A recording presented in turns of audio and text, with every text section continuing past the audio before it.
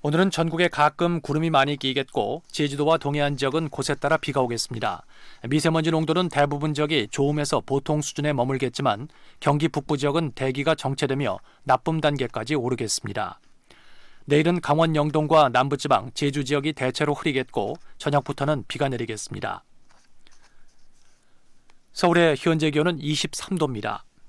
지금까지 아나운서 이재홍이었습니다. 지금 시각은 5시 5분입니다. KBS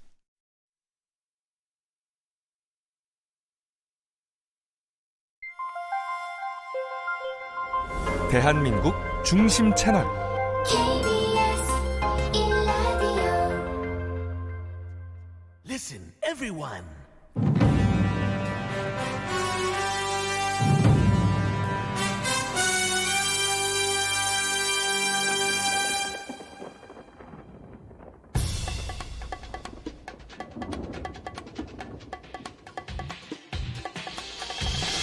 김용민 라이브.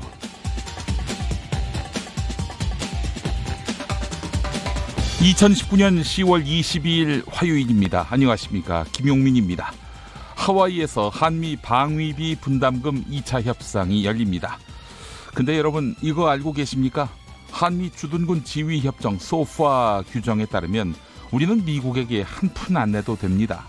왜냐, 소파는 한국이 시설과 구역을 제공하는 것 외에 주한미군의 유지에 따르는 모든 경비를 미국이 부담하도록 규정되어 있습니다.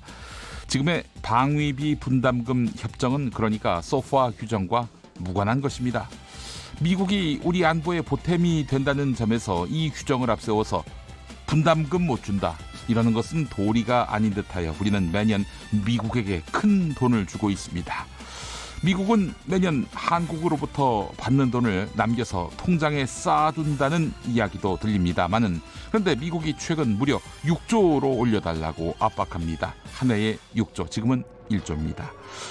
그러더니 선심쓰듯 3조로 깎아주겠다, 이렇게 수정 제안을 했어요. 이 돈은 그런데 한반도만이 아니라 전 세계를 상대로 한 미국의 작전 비용까지 포함한 것입니다. 규정 따로 현실 따로인 것이죠. 이런 가운데 한국 대학생 진보연합 소속 대학생 7명이 미국 대사관저 담을 넘어 마당에 들어가서 미국 요구에 반박했습니다. 그 학생들은 한국은 결코 미국이 시키면 시키는 대로 하는 나라가 아니라고 외치려 했던 것 같습니다. 이 과정에서 다른 폭력이나 불법은 없었던 것으로 드러났습니다. 주한미국 대사가 고양이는 안전했다, 이렇게 밝히기도 했죠. 자, 그런데 7명 중에 4명이 구속됐습니다.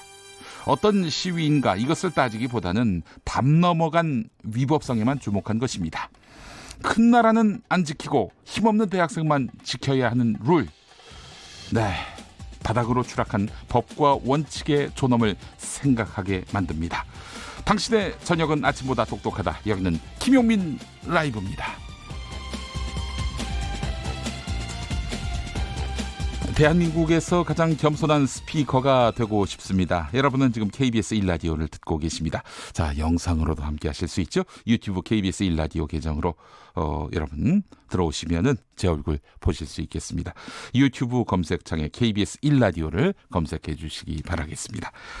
KBS 1라디오 김용민 라이브 애청해 주시고 문자와 콩으로 사연 주시는 분들께 저희가 커피 앤 케이크 모바일 쿠폰 보내드리고 있습니다. 생방송 중에 문자와 콩으로 사연 주신 분들 중 200번째, 400번째, 600번째 저희가 여러분의 사연 받는 순서대로 200번 단위로 모바일 쿠폰 보내드리겠습니다. 샵9730 짧은 문자 50원, 긴 문자 100원, 모바일 앱 콩으로 참여하시면 무료입니다. 당첨자는 나오는 대로 발표하도록 하겠습니다. KBS 1라디오 김용민 라이브, 오늘도 7시까지 힘차게 달려볼까요?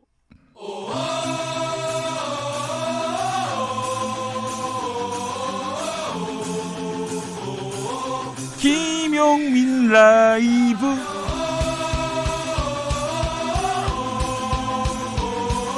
매일 오후 5시 5분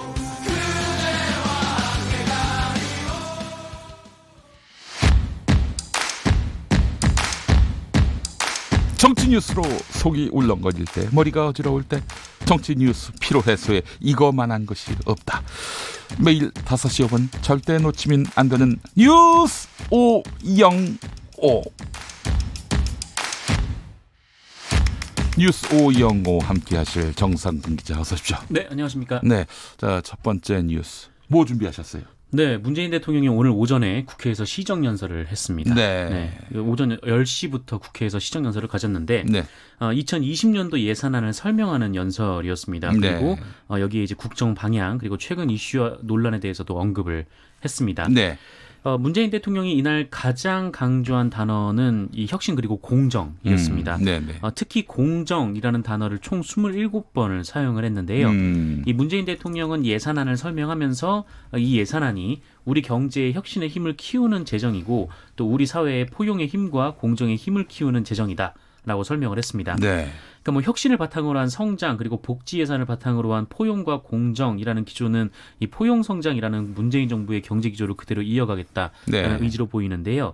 뭐 여러 가지 성과도 있지만 앞으로 일자리의 질이 더 좋아져야 하고 또 제조업과 이 40대 고용 하락을 막아야 하며 네. 또 사회 안전망을 더욱 촘촘히 보강하겠다라고도 밝혔습니다. 네, 네. 또한 이 청년, 여성, 그 노인 일자리 정책 등을 강조했고요. 이 자영업자와 소상공인을 위한 예산 편성도 강조를 했고요. 네. 마지막으로 이 평화의 힘을 강조하기도 했는데 문재인 대통령은 이 대북 문제에 대해서 이 상대가 있는 일이고 또 국제사회에 함께 가야 하기 때문에 뭐 우리 마음대로 속도를 낼 수는 없지만 네. 이 핵과 미사일 위협이 이 전쟁의 불안으로 증폭되던 2년 전과 비교해 보면 우리가 가야 할 길은 명백하다라면서 이 대북 기조의 변화에 주지 않을 것임을 또 강조를 했습니다. 네. 그러면서도 국방비를 이 내년 예산에 50조 원 이상으로 책정했다는 점도 강조를 했습니다. 네, 그래서 내년 예산안 정부가 이렇게 짰는데 네. 국회에서 열심히 심의하셔가지고 통과시켜달라 이렇게 요청하는 자리 아닙니까? 네, 여기가? 그런 자리입니다. 예. 네. 자, 이 자리에서 검찰 개혁과 고위공직자 범죄 수사처에 관한 이야기도 나왔죠? 네, 맞습니다. 최근 이 조국 전 법무부 장관을 둘러싼 논란에 대해서 이 문재인 대통령은 이 국민의 다양한 목소리를 엄중한 마음으로 들었다라면서 네. 그 목소리를 공정과 개혁에 대한 이 국민의 열망이다라고 평가를 했습니다. 네, 네. 그러면서 정부는 그동안 우리 사회에 만연한 특권과 반칙, 이 불공정을 없애기 위해서 노력을 해왔지만 이 국민의 요구는 그보다 훨씬 높았다라면서 국민의 요구는 이 제도에 내재된 합법적인 불공정 그리고 이 특권까지 근본적으로 바꿔내자는 것이었다라고 평가를 했습니다. 네네. 아울러 사회 지도층일수록 더 높은 공정성을 발휘하라는 그런 것으로 이 대통령으로서 무거운 책임감을 갖겠다라고도 말을 했고요. 예. 그러면서 이제 검찰에 대해서 언급을 했는데 이 어떤 권력기관도 국민 위에 존재할 수는 없다라면서 네. 이 엄정하면서도 국민의 인권을 존중하는 이 절제된 검찰권 행사를 위해 이 잘못된 수사 관행을 바로잡아야 한다라고 밝혔습니다. 네. 또한 공수처법, 이 수사권 조정 법안 등 이 검찰 개혁과 관련된 법안들을 조속히 처리해주길 당부한다라면서 이 공수처의 필요성에 대한 이견도 있지만 이 검찰 내부 비리에 대해서 지난 날처럼 이 검찰이 스스로 엄정한 문책을 하지 않을 경우 우리에게 어떤 대안이 있는지 묻고 싶다고 이 공수처에 반대하는 야당을 좀 애들러 비판하기도 했습니다. 네. 자, 그런데 말이죠. 오늘 SNS에서 이 사진이 많이 돌더라고요. 네. 나경원 원내대표를 비롯한 자유한국당 의원들 네. 손을 들어서 팔을 이용해서 X자 표시를 하더라고요. 네, X자 표시 예. 네, 하는 모습이 있었습니다. 또 대통령 연설 중에 고성을 지르는 일도 있었고요. 네. 무슨 일이 있었습니까? 이 교섭단체 대표선, 그러니까 국회 뭐 정당 대표들의 연설에서는 뭐 왕왕 있는 일이긴 합니다만 네네네. 이 대통령 연설에서는 사실 자주 있는 일은 아닌데요. 네네. 이 자유한국당 의원들은 특히 문재인 대통령이 검찰 개혁 그리고 공수처에 대해서 말을 할 때 네. 일제히 손으로 X자를 표시를 하면서 네, 반대 의사를 밝혔습니다. 공수처는 반대한다. 뭐 시위를 한 셈이군요. 네, 그렇죠. 이제 네. 검찰 개혁도 이제 반대한다, 뭐 그런 얘기인 것 같고, 네네. 또 일부 의원들은 뭐 대통령 연설 중에 또 그거 아니에요라고 뭐 이런 식으로 이 소리를 지르기도 했습니다. 네네. 이 연설이 끝난 후에는 바로 이 집단적으로 퇴장을 하기도 했는데, 이 문재인 대통령은 자유한국당 의원들의 자리로 찾아가서 또 몇몇 의원들과는 또 악수를 나누기도 했습니다. 통상 대통령이 퇴장할 때까지 기다렸다가 퇴장할 때는 박수를 치고 네, 보통 기립을 하죠. 뭐 네. 물론 이제 야당 의원들은 박수를 잘 안 치고 여당 의원들이 주로 치는데 네, 그래서 박수를 안 치는 건 뭐 왕왕 있었습니다. 또 여당 의원들 자리로 해가지고 퇴장을 하는데 자유한국당 의원들이 이제 자기들이 먼저 자리를 일어섰고 나가려고 하는데 그 나가는 자유한국당 뒤를 문재인 대통령이 쫓아가서 네. 압수를 청했다. 이런 얘기죠? 네, 그렇습니다. 네, 알겠습니다. 자, 그나저나 자유한국당 황교안 대표 핫한 인물이 됐습니다. 네. 군인권센터가 폭로한 계엄령 문건 관련한 것인데 황교안 대표가 이 계엄령 문건과 무관하지 않다. 군인권센터가 어제 이렇게 폭로를 했어요. 네, 맞습니다. 이 시민단체인 군인권센터는 이 박근혜 전 대통령 탄핵 전국 당시인 그 2017년 2월에 네. 이 국군 기무사령부가 현 시국 관련 대비 계획이라는 이름의 이 계엄령 검토 문건을 만들었다라고 밝히면서 여기에 황교안 현 대표 그 전 대통령 권한대행이 개입했을 가능성이 있다라고 주장을 네. 했습니다. 예. 사실 이 계엄령 문건은 지난해 뭐 이미 알려진 내용이긴 한데요. 네. 여기에는 이제 계엄령 선포 시 이 구체적인 뭐 병력 배치 계획, 뭐 국회의원 체포 같은 좀 구체적인 그러니까 세부적인 시행 계획이 담겨 있었습니다만, 그 당시 민주당 의원들 체포, 네네. 야당 의원들 체포. 네, 그리고 이제 국회의장을 압박을 해서 뭐 계엄령을 해제하는 법안을 뭐 직권 산정 못하게 한다, 뭐 이런 내용도 있었고요. 네. 좀 세세한 내용이 있었습니다만 네. 어제는 이 군인권센터가 원본을 입수했다라면서 이 새로 드러난 내용을 추가로 공개를 한 겁니다. 네. 그리고 이 새로 드러난 내용에 이 해당 문건에 이 국가안전보장회의, 그러니까 NSC라고 하죠. 네네. 이 NSC를 중심으로 정부 부처 내의 군 개입 필요성에 이 공감대를 형성하도록 한다라는 네. 대목이 있다라는 네. 겁니다. 예. 그러니까 NSC가 뭐 이제 비군사적인 부분에서는 이제 중심이 돼가지고 뭐 정부 부처에서 설득을 한다라는 네. 건데.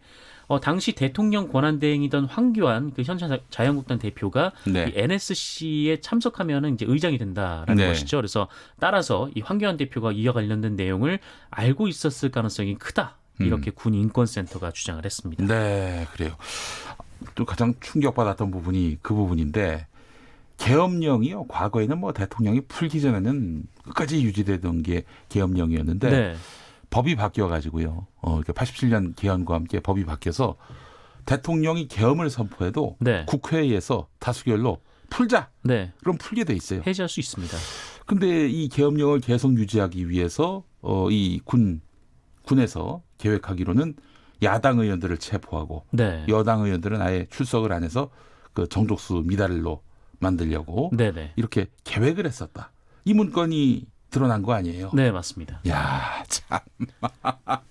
이게 군이 만든 문건이 아니기를 바라는 마음이 막 생기더라고요. 이게 그런데 그 군이 만들었다는 문건 아닙니까? 이게 이 민주주의의 그 헌정 질서를 완전히 그 형해화하려는 이런 시도가 군 내부에서 있었다는 겁니다. 지금 군사 반란에 대한 역사적 단죄가 다 끝난 마당인데 네네. 민주주의가 형식적으로나마 어느 정도 우리 사회에 뿌리 내렸다라고 생각되는 이 시점에서도 이런 군의 이런 내라는 뭐 아닙니까? 내라는 뭐가 지금 획책됐다는 거 아니겠어요? 네, 뭐 쿠데타 기도라고도 할 수 있는 건데 네네. 이게 사실 작년에 문제가 불거졌고 이와 관련해서 이제 군과 그리고 검찰에서 합동 수사를 펼쳤습니다. 근데 네. 이게 유야무야 끝났어요. 네. 당시 이제 조현천 기무사령관이 미국에서 잠적을 해버려가지고 미국으로 갔어요. 네, 네. 그래가지고 이거를 잡아내지 못했었습니다. 네. 자, 황교안 대표 지금 이름이 거명됐습니다. 황교안 네. 대표 입장 나왔습니까? 황교안 대표 입장이 나왔습니다. 일단 자유한국당은 오늘 의혹을 제기한 이 군인권센터 임태훈 소장을 검찰에 고발을 했는데요. 임태훈 소장이 국회에서 기자회견을 열어 해당 발언을 한 지 하루 만에 강경 대응에 나선 셈입니다. 네. 군사기밀보호법 위반, 이 정보통신망 이용 촉진 및 정보보호 등에 관한 법률 위반, 네. 그리고 허위사실에 의한 명예훼손 등의 혐의로 고소를 했고요. 네. 앞서 황교안 대표는 이 자유한국당 의원총회를 마친 뒤에 기자들과 만난 자리에서 계엄령의 계자도 못 들었다. 저에게는 보고된 바가 전혀 없었다라고 말을 했습니다. 네. 그러니까 대통령 권한대행 시절에 이 국가안전보장회의 NSC의 참석 여부와 관련해서는 뭐 참석할 일이 있으면 참석은 했다라고 말을 했는데 참석하셨어요. 네, 그 기록은 남아 있죠. 2월 20일 또 15일에 참석한 기록이 있습니다. 네, 맞습니다. 그런데 이제 계엄 문건 같은 거는 본 일도 없고 뭐 들은 일도 없다라는 겁니다. 네. 한편 이와 관련해서 임태훈 소장은 이 자유한국당의 고발을 기다리고 있다라는 취지의 인터뷰를 오늘 아침 한 바가 있는데 네. 임태훈 소장은 이 황교안 권한대행이 알았으면 이 계엄령에 가답을 한 것이고 네. 몰랐으면 무능한 것이다 이렇게 주장을 하기도 했습니다. 네. 그런데 검찰은 수사하다가 말았어요. 네, 조현천 씨가 미국으로 가버리는 바람에 더 수사를 할 수 없어서 그냥 이쯤에서 중단하겠다. 네. 이랬단 말이죠. 네, 수소문하지도 않았죠. 수사도 안 하고 지금 멈춰섰어요. 이 상황입니다. 자, 임태훈 소장이 공개한 국군기무사령부의 촛불계엄령 문건과 관련해서 정치권이 공방을 벌이고 있는데요. 더불어민주당 입장은 황교안 자유한국당 대표 수사해야 한다. 자유한국당 입장은 가짜 뉴스다.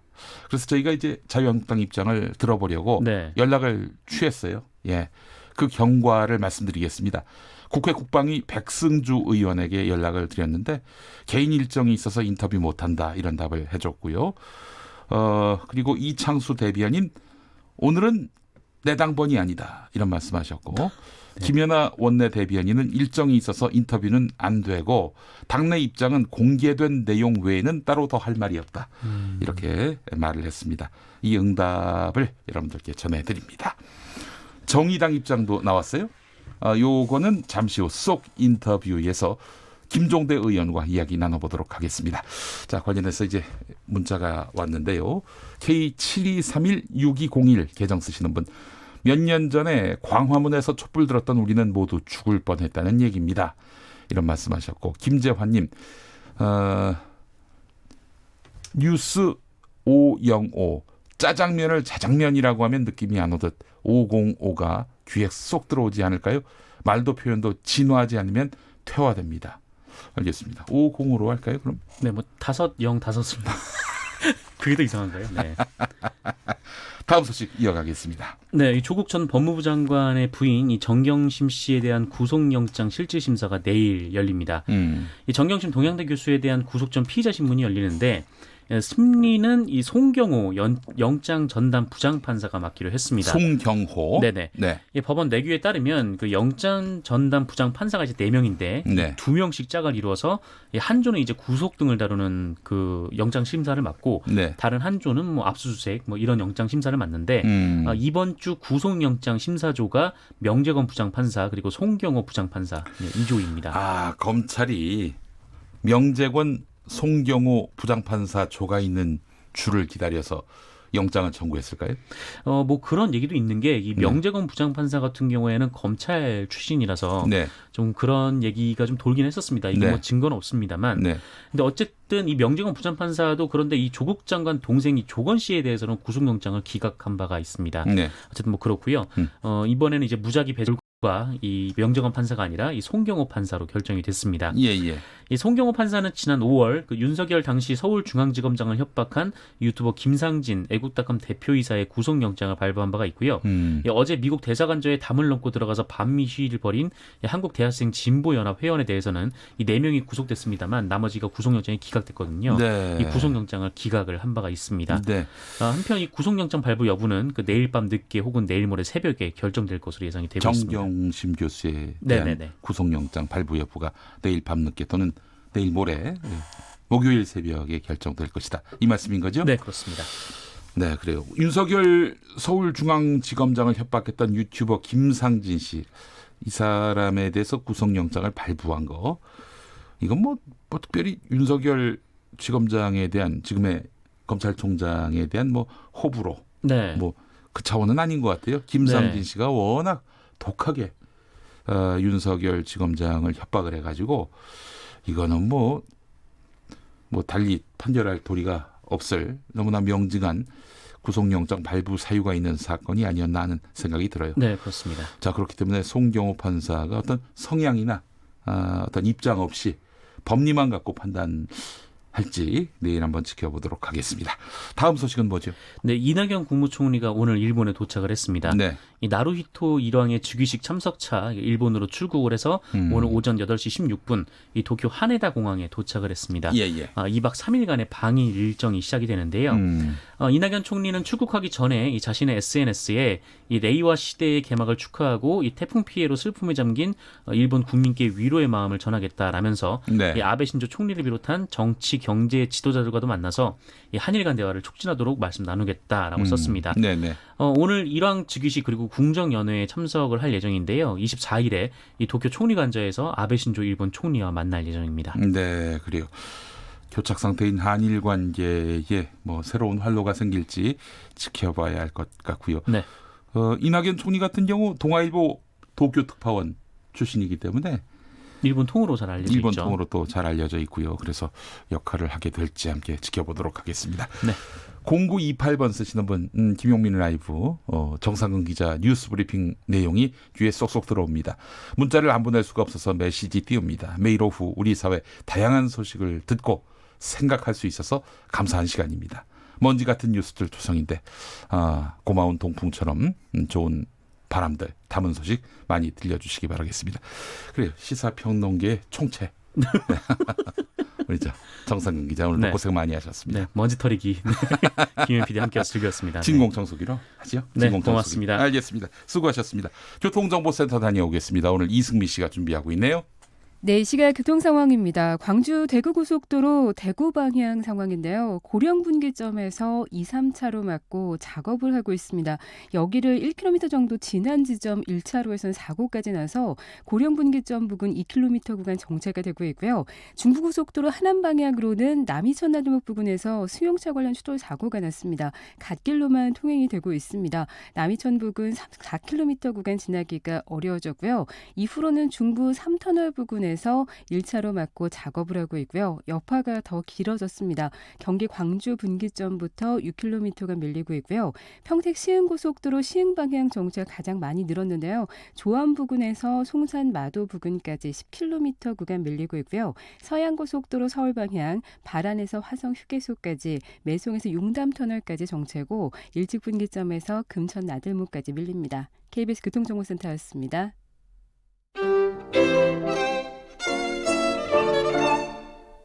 안녕하세요. 정통음악방송 DJ 주진우입니다. 제가 듣는 라디오 프로그램은요, 김영민 라이브죠. 오후 5시에 듣는 라디오도 김영민 라이브죠. 저는 김어준은 안 듣습니다. 돼지 김영민이 진행은 정말 잘하거든요.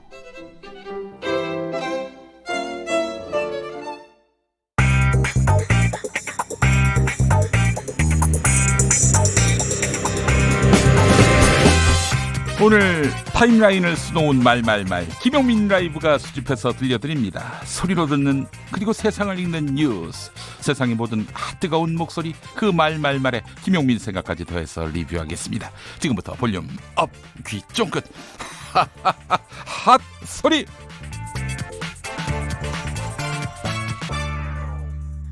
조국 전 법무부 장관의 동생 조권 씨의 지인이 오늘 그간 검찰 수사에 대해서 입을 열었습니다. 지난 9일 법원은 조권 씨에 대해서 청구된 영장을 기각한 바 있는데요. 당시 보수 매체들은 조권 씨가 꾀병 환자라는 취지의 보도를 쏟아냈습니다. 실제 조권 씨 상태가 어땠었는지 모든 과정을 지켜보고 일정에 동행했던 조권 씨 지인은 검찰이 이미 조권 씨를 범죄자로 만들어 놓고 수사했다, 이렇게 말했습니다. 그리고 검찰 조사 당시 검찰이 자신을 향해 당신이나 조권은 조국을 망가뜨리기 위한 부속물이다, 이렇게 말했다고 폭로했습니다. TBS 라디오 김어준의 뉴스공장과의 인터뷰 들어보시죠. 당신이 조건하고 무슨 관계인지는 모르겠지만 지금 이 상황에서 주인공인 줄 아느냐? 이 사람들은 당신은 조건의 하수인일 뿐이다. 그리고 조건 역시도 자기들이 목표로 하는 조국의 동생일 뿐이다. 조국을 망가뜨리기 위해서 주인공 아닌 것들은 우리가 계획한 설계한 방식대로 가야지만 된다. 근데 왜 그렇게 주인공인 채 하면서 이야기가 많냐? 방향을 이해 못하겠느냐? 우리가 계속 이야기하는 대로 그 길로 가야지 왜 자꾸 주인공인 양 자기 이야기를 하느냐? 저는 그때 정말 정말 분노를 느꼈고요. 어제 검찰이 조국 전 장관의 부인 정경심 동양대 교수에 대한 구속영장을 청구했다는 소식이 전해졌습니다. 그리고 오늘 서울중앙지법은 내일 송경호 영장전담 부장판사 심리로 정경심 교수에 대한 영장 심사를 한다고 밝혔는데요. 영장 실질 심사 결과 구속영장이 발부되느냐 기각되느냐, 네, 여러분은 어떻게 예측하십니까? MBC 라디오 김종배의 시선집중에 출연한 두 변호사의 예측 들어보겠습니다. 먼저 김태현 변호사는 영장이 발부될 것이다, 이렇게 예측했습니다. 그 이유로 정경심 교수가 조국 전 장관의 오촌 조카인 조범동 씨한테 정보를 받아서 주식을 샀기 때문이다, 이렇게 주장했습니다. 반면 박지훈 변호사는 영장 기각 쪽에 무게를 두었습니다. 검찰이 제시한 혐의가 11개나 된다. 굳이 11개를 다 나열했다는 것은 뭐라도 하나 걸어보자. 이런 심리 아니겠느냐. 이렇게 말했습니다. 들어보시죠. 그런데 지금 영장에 들어가 있는 사실은 주가를 끌어올린 것 자체를 문제 삼고 있는 게 아니라 야, 주가가 올라가려면 정보가 있을 건데 당신 그 정보 받아서 주식 샀잖아 이거거든요. 검찰이 본 얘기는 코링크 피하고 WFM의 정경심 교수가 뭐 경영을 참여했는지 무슨 뭐 소유자인지 그거는 변론으로 하고 어쨌든 조범동한테 정보 받았잖아. 1차 수령자잖아. 그래서 주식 샀잖아. 이 부분이거든요. 투망식 느낌이 많이 듭니다. 제가 경험상 검찰이 힘들 때 이렇게 다 나열해 봅니다. 11가지. 사실 알고 보면 큰 거는 사모펀드 같아요. 횡령이나 그 부분이 핵심인데 그것만 정말 입증이 되고 소명이 된다면 당연히 부인하고 있기 때문에 영장이 나옵니다. 굳이 11개를 다 나열해서 했다는 거는 저는 한편 반대로 좀 힘든 거 아니냐. 뭐라도 하나 걸어보자. 잠깐만요.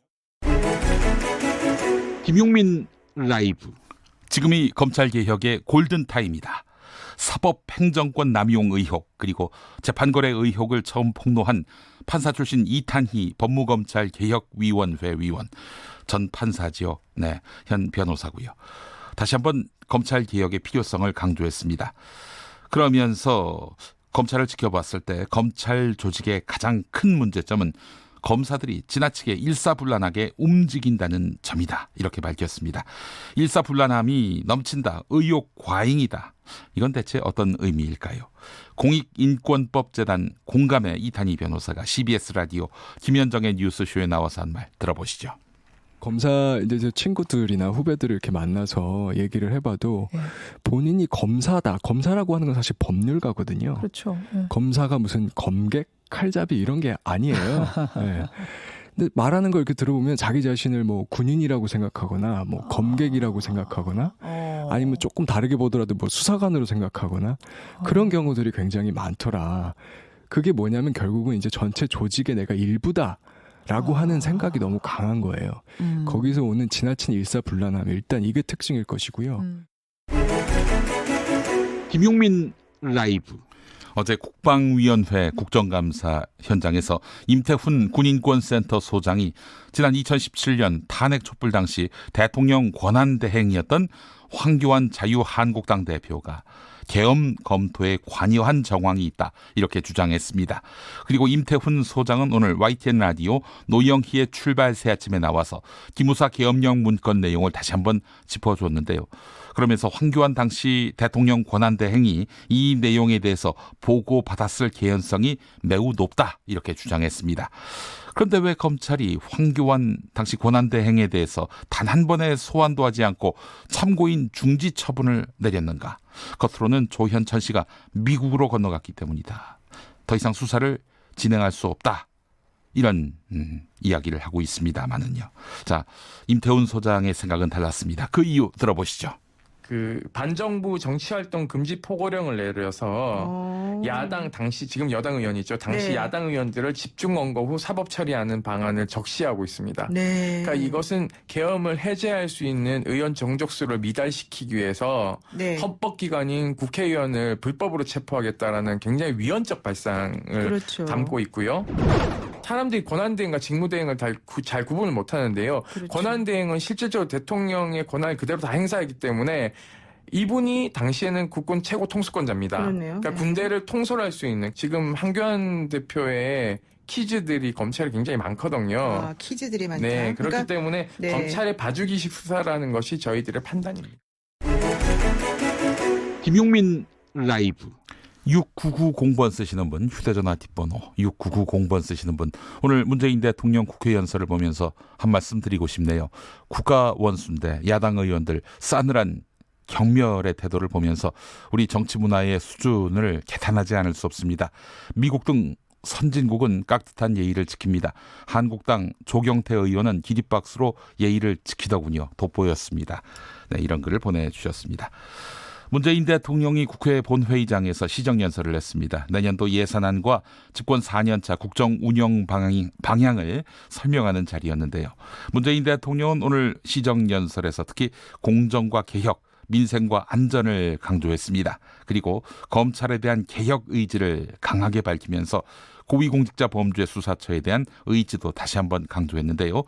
순간 여당 쪽 자리에서 힘찬 박수가 쏟아져 나왔고 야당 쪽 자리에서는 의원들이 손으로 X자를 표시하며 야유를 보내기도 했습니다. 문 대통령 오늘 발언 들어보시겠습니다. 존경하는 국민 여러분, 국민의 다양한 목소리를 엄중한 마음으로 들었습니다. 공정과 개혁에 대한 국민의 열망을 다시 한번 절감했습니다. 정부는 그동안 우리 사회에 만연한 특권과 반칙, 불공정을 없애기 위해 노력해왔지만 국민의 요구는 그보다 훨씬 높았습니다. 대통령으로서 무거운 책임감을 갖겠습니다. 공수처의 필요성에 대해 이견도 있지만 검찰 내부의 비리에 대해 지난날처럼 검찰이 스스로 엄정한 문책을 하지 않을 경우 우리에게 어떤 대안이 있는지 묻고 싶습니다. 공수처는 대통령의 친인척과 특수관계자를 비롯한 권력형 비리에 대한 특별사정기구로서도 의미가 매우 큽니다. 서태지의 Take 5 듣고 오겠습니다.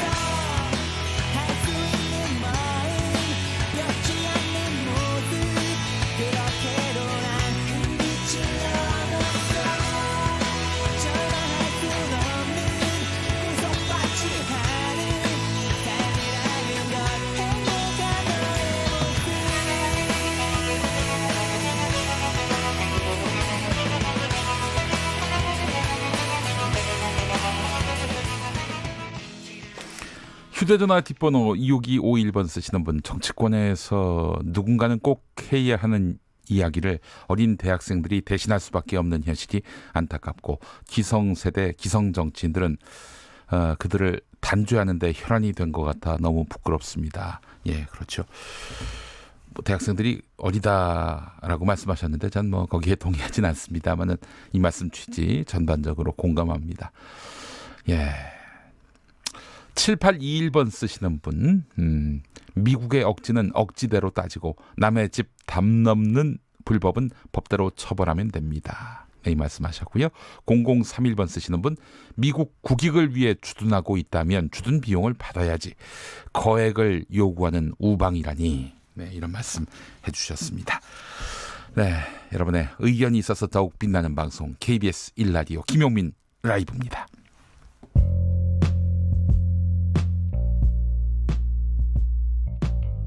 당신의 저녁은 아침보다 똑똑하다.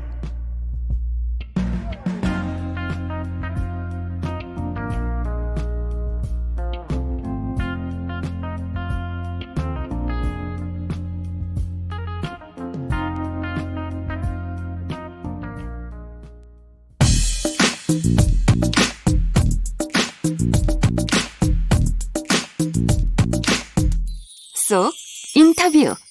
귀에 쏙 맘에 쏙 쏙쏙쏙 인터뷰 시간입니다. 어제 국회 국방위원회 국정감사장이 시끌시끌했지요. 기무사 계엄령 문건 원본이 공개됐는데요.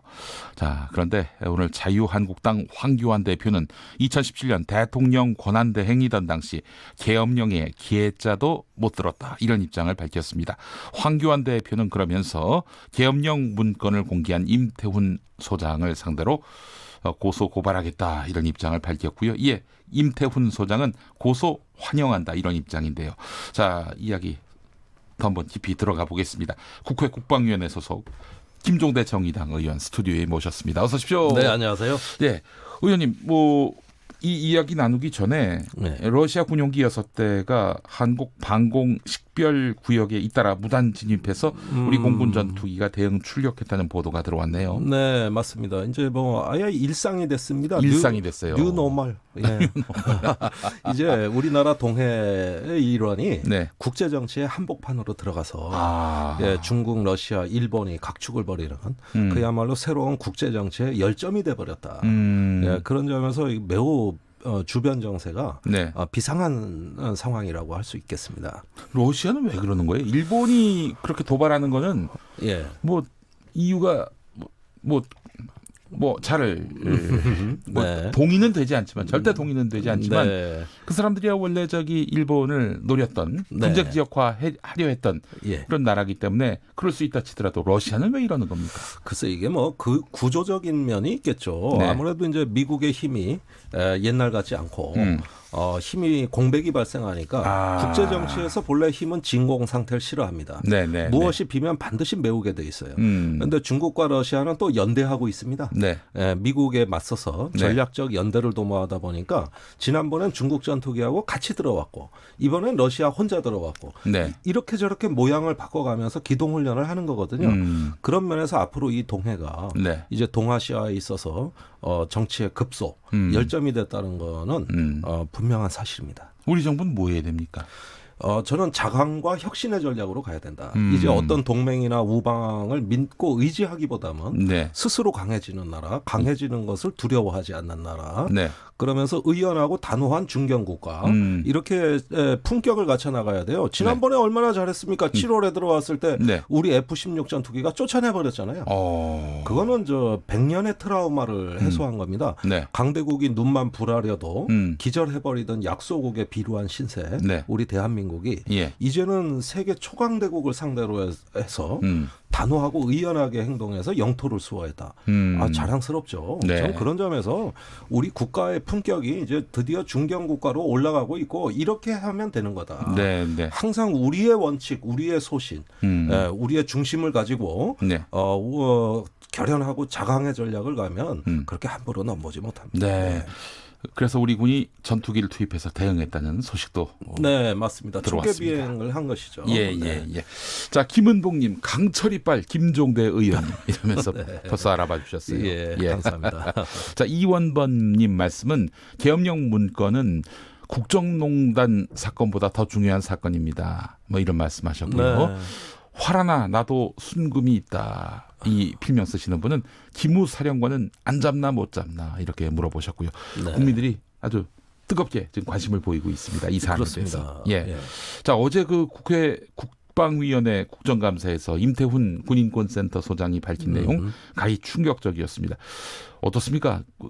군인권센터 임태훈 소장이 이런 문건을 공개할 것이다. 사전에 알고 계셨습니까? 몰랐죠. 물론 다른 의원보다는 조금 빨리 알았어요. 아무래도 제가 군인권센터 운영위원이고 하다 보니까. 그러시구나. 그러지만은 어제 그 양상은 전날까지는 예측을 못했는데요. 워낙 전격적으로 이루어졌습니다. 사실 자유한국당이 신청한 증인이에요. 그래요? 임태훈 소장이. 그래서 임태훈 소장을 한번 손 좀 보겠다고 부른 거예요. 혼내주려고. 작년에도 불렀는데 불출석하니까 고발해버렸어요. 그리고 올해 또 소환 통보를 한 겁니다. 증인을. 왜 임태훈 소장을 불렀나요? 한국당이. 예전부터 그 자유한국당의 군인권센터 활동 방해라든가 여러 가지 어떤 그 군인권에 대한 어떤 부정적인 태도가 군인권센터하고 충돌을 빚었고 또 그런 와중에서 작년에 임태훈 소장이 기무사 계엄 문건을 또 폭로했지 않습니까? 작년 7월에. 그렇습니다. 그것도 또 이제 감정이 상하게 되는 앙금의 원인이 됐고 이래서 한번 손보겠다는 얘기를 수도 없이 하고 심지어 작년에는 뭐 계속 입만 열면 임태훈 규탄이었어요. 네, 그 정도로 임태훈 소장이 자유한국당의 주적이 되고 있었다. 그래서 올해 불렀거든요. 네. 이제 혼 좀 내려고. 예. 근데 웬걸? 아니 자꾸 개헌 문건 갖고 부르신다는데 여기 진짜 문건이 있습니다 하고 꺼내버리니까 그 순간 자유한국당이 수습이 안 되더라고요. 예.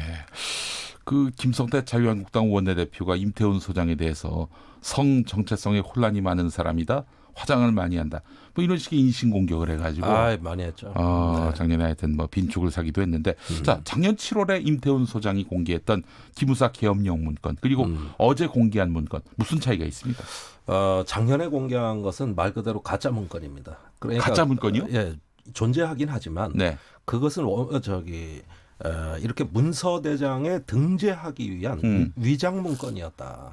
그러니까 원본을 각색하고 편집하고 제목 바꿔서 별거 아닌 것처럼 합법적인 문건인 것처럼 문서대장에는 올리고 문서 내용은 첨부를 안 한 거예요.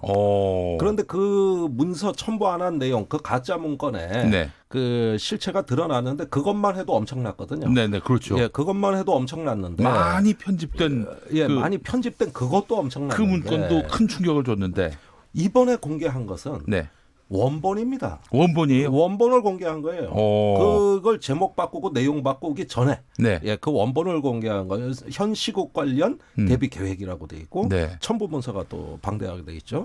내용이 더 엄청나요. 어떤 내용이 가장 눈에 띄시던가요?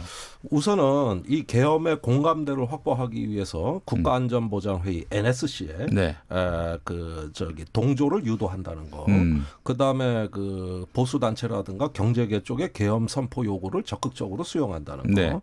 이렇게 해가지고 이 계엄의 어떤 분위기를 조성하는 차원에서 조금 더 치밀한 어떤 주도 면밀함이 느껴지고 두 번째는 구체적인 계엄 시행 방안에 있어서 해당 부대의 진입로라든가 출동 병력 규모가 구체화되어 있다는 거죠.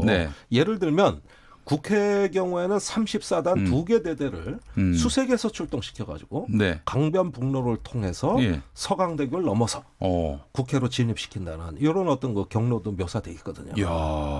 이런 식으로 광화문, 신촌, 국회 뭐 어떤 그 좀 국민의 저항이 예상되는 이런 어떤 그 지점마다 빠짐없이 병력을 촘촘하게 배치해서 사전에 이것을 무력화하고 가장 충격적인 건 세 번째입니다.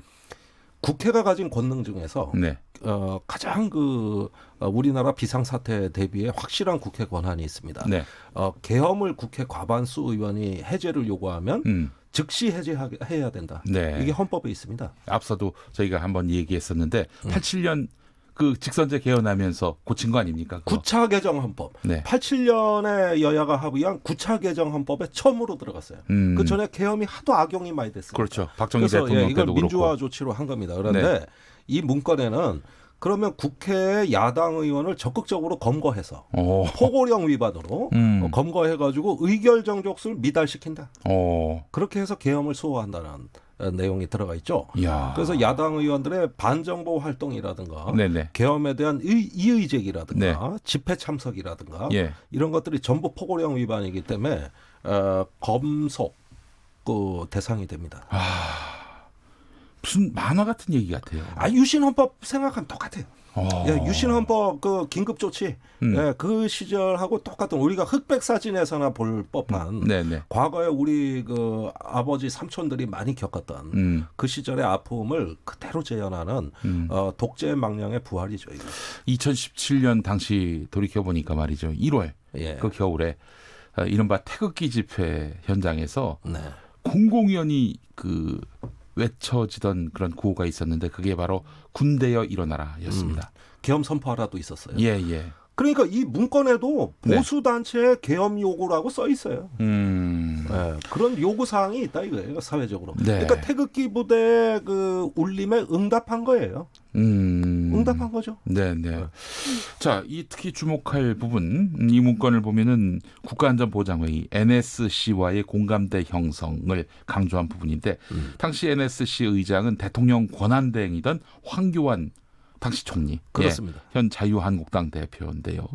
자, 황 대표와 계엄령 문건의 연루 의혹이 제기되고 있습니다. 자유한국당은 한 목소리로 가짜 뉴스다 이렇게 얘기하고 있고 야당 흠집내기다 이렇게 반발하고 있는데 이런 자유한국당의 입장을 어떻게 보고 계세요? 아니 가짜 뉴스고 뭐고 간에 네. 어제 임태훈 소장이 얘기한 거는 황교안 대표가 연루됐다가 아니고 네. 이 직위상으로 이 문건의 의도성에 비추면 NSC가 이 문건에 대한 보고를 받았을 가능성이 크니 네. 그거를 황교안 대표가 답변해라. 네. 만약에 황교안 대표가 몰랐다면 무능한 거고 밑에서 벌어지는 일도 몰랐으니까 네네. 무능한 거고 네. 알았다면 당신도 반란에 가담한 거다. 어느 쪽이냐 네. 이렇게 물은 거예요. 그게 뭐 가짜 뉴스고 뭐고 할 게 아니라 대답하면 되는 겁니다. 그리고 제가 알기로는 네. 황교안 대표보다도 당시에 그 기무사가 직보가 가능한 라인은 청와대 안보실이나 민정수석실이었어요. 김관진 실장? 예, 그렇죠. 김관진 안보실장. 네. 작년에 이 계엄령 관련 합수단에 그분도 참고인으로 들어가 있었죠. 네. 사실 피의성 참고인이었어요. 네. 예, 그러다가 이제 그 유야무야 지나갔는데 네. 이런 어떤 그 정황을 보면 이게 기무사 단독으로 한 일 같지가 않거든. 무언가 더 큰 정치 권력이 있단 말이에요. 네. 그다음에 그 당시에 기무사령관이 청와대 자주 들락날락했어요. 실제로 출입 기록도 확인이 된단 말이에요. 예. 그렇다면 누가 이걸 보고받았느냐. 근데 여기 NSC라고 적혀 있으니 네. 그 NSC의 의장인 황교안 대표도 답변해라. 이렇게 얘기한 거예요. 그러니까 묻는 말이 무슨 가짜 뉴스입니까? 저라도 그렇게 묻죠. 질문은 가짜 뉴스가 아니죠. 예. 아니죠. 예. 네. 자, 근데 말이죠. 그렇다면 지금 드러난 것은 한민구 당시 국방부 장관이 계엄령 문건 만들어 보라 이렇게 지시한 걸로 돼 있단 말이죠. 네. 예. 그렇다면은 현재로서 드러난 최고 책임자는 한민구 당시 국방부 장관인데 이분은 지금 보니까 한국국가전략연구원장으로 있나요?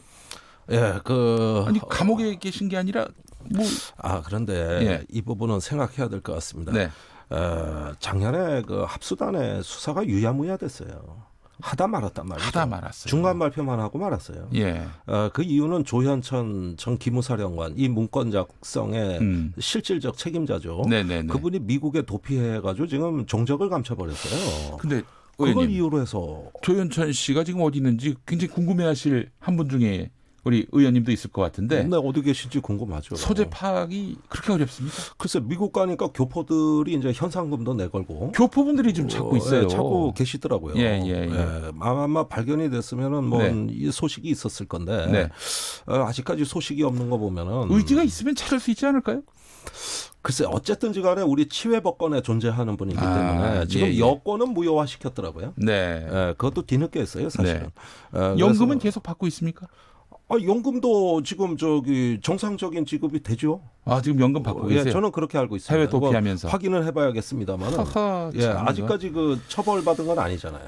아니 근데 조현천 씨가 그게 미국으로 국회에서 건너갔다고. 문제된 적이 있어요. 예. 미국으로 건너갔다고 수사가 돼도 됩니까? 글쎄 뭐 옛날에 우리 민주 인사들도 미국으로 망명하고 그러지 않았습니까? 네네네. 우리의 어떤 치외법권이 이제 존재하다 보니까 네. 이 부분에서 한계가 있는 건 맞고 네. 또 미국이 무슨 신분증 검색하는 나라가 아니란 말이에요. 거긴 뭐 대다수 국민들이 신분증 없이 사는 나라 아닙니까? 그렇죠. 그러다 보니까 예. 아마도 주변에 상당한 조력이 있다면 이런 은신 활동도 가능하겠다. 네. 뭐 미국에도 태극기 부대 많으니까. 그런데 이 문건을 두고 뭐 조현천 씨 없으면 수사를 못할 상황인 건지 의문이고요. 예. 그 지금 다른 사람들 관여된 사람들만 해도 제대로 수사해서 이 진짜 이런 헌정 농단 상황, 국정농단 상황에 대해서 뭔가 시시비비를 확실하게 가리는 게 검찰의 책무 아닙니까? 제가 제일 이해가 안 되는 대목이 바로 그 대목입니다. 아니 왜 이렇게 수사를 하다 말았을까요? 아무리 조현천 사령관이 없더라도. 자, 그다음에 정말 중요한 거는 어제 공개된 그 원본 문서가 증거 자료로 채택도 안 돼 있다는 겁니다. 이거는 검찰이 이미 입수하지 않았겠습니까? 저는 압수수색 당시에 검찰이 가져간 문서 중에 하나라고 보고 있어요. 거의 확실합니다. 네. 그런데 왜 이 중요한 문서가 증거자료로 채택도 안 됐고 어제 국정감사장에 국방부 법무관리관 그다음에 신임 안보지원사령관 전부 이 문건의 존재에 대해 모른다는 거예요. 아니 그럼 여태까지 뭐 한 겁니까? 모른다. 그런데 임태훈 소장은 알고서 폭로를 했다. 이게 도대체가 앞뒤가 안 맞는 게 그렇다면 기무사 개혁이라든가 수사라는 게 어떤 겉으로 드러난 허접한 사실만을 근거로 했을 개연성이 크고 고로 처벌받을 사람이 없는 것이죠. 그래서 지금 대법원 풀려났어요. 임태훈 소장이 YTN 라디오하고 오늘 아침에 인터뷰를 한 내용 방금 전에 핫소리에서 들었는데 황교안 대표의 키즈들이 검찰에 굉장히 많이 있다. 그렇기 때문에 검찰의 봐주기식 수사가 이런 수사 중단으로 이어진 것 아니겠는가 하는 판단을 내놨습니다. 그래서 검찰 개혁이 돼야 됩니다. 그런데 이 작년에 개헌 문건에 대한 수사는 문재인 대통령의 특별 지시였다는 것을 기억해 보십시오. 당시에 이 문건이 청와대에서도 존재 자체를 모르고 있다가 갑자기 국방부를 통해 가지고 민주당의 이철희 의원을 통해서 세상에 드러났지 않습니까?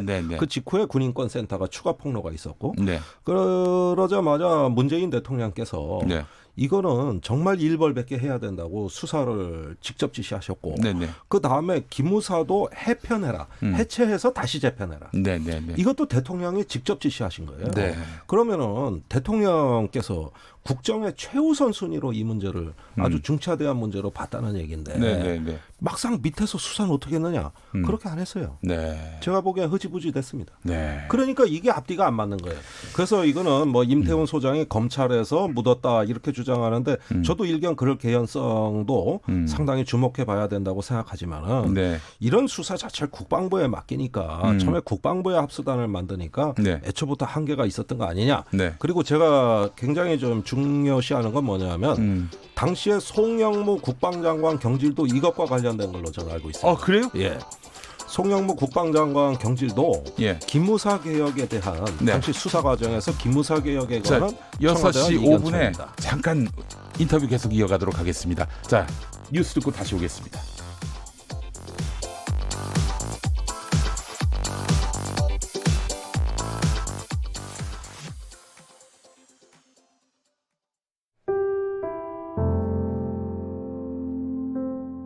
KBS 라디오 연중기획 희망충전 대한민국 348번째 이야기. 안녕하세요. 아나운서 이현주입니다.